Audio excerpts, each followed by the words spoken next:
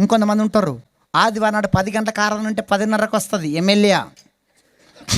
10 గంటలకు ఆరాధన ఉంటే 10:30కు వస్తుంది ఎమ్మెల్యే. ఆ మెడకి ఇట్లా బోడేయాలి. అమ్మాజీ గారు చూసుకుంటారు.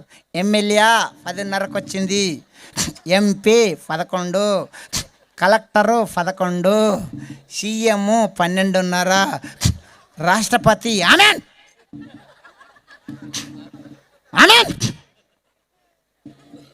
అక్క, మన మందిరానికి ఆదివారం నాడు ఎమ్మెల్యేలాగా, ఎంపీలాగా, ప్రధానమంత్రుల్లాగా, రాష్ట్రపతుల్లాగా రావద్దు. అర్ధగంట ముందే శనివారం నుంచి సిద్ధపడాలి. అయ్యో రేపు ఆదివారం ఉందే, నేను పెందలకాడల పాటలు పాడాలి, సాక్షి చెప్పాలి. పెందలకాడ వస్తప్పుడు ఎట్లా వస్తుంది? వస్తప్పుడేమో అత్తగారింటికి వచ్చినట్టు వస్తుంది, పోతప్పుడేమో అమ్మగారింటికి పోయినట్టు.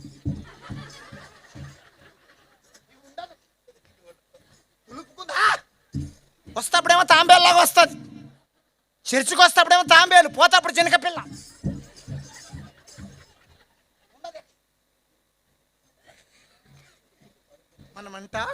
మనమంట మందిరానికంట జినక పిల్లలాగా రావాలి. ఎట్లా పోతప్పుడు తాంబేలులాగా. ఆరాధన మొత్తం అయిపోయినాక అందరికి ప్రేడ్లాడి చెప్పి, అక్క ప్రేడ్లాడక్క, అక్క ప్రేడ్లాడక్క, అన్నా ప్రేడ్లాడన్నా, అన్న వందనాలన్నా, అక్క వందనాలక్క, అందరికి నిండు ప్రేడ్లాడి చెప్పి దైవశేఖరాల దగ్గరికి వచ్చి ప్రార్థన చేయించుకొని అమ్మా నాతో ఏమన్నా పని ఉందా, సంఘంలో ఏమన్నా పరిచర్య ఉందా, ఏమన్నా ప్రార్థన అంశాలు ఉన్నాయా, దేనికోసమన్నా ప్రార్థన చేయాలన్నా, నాతో ఏమన్నా పని ఉందా అని దైవశేఖరుల దగ్గరికి వచ్చి ప్రార్థన చేయించుకొని మెల్లగా తాంబేల్లాగా. ఎట్లా అంత మంట మనకి ఎక్కడదండి, అసొంటి తీవ్రత మనకి ఎక్కడదండి. వస్తివా రామశిలక,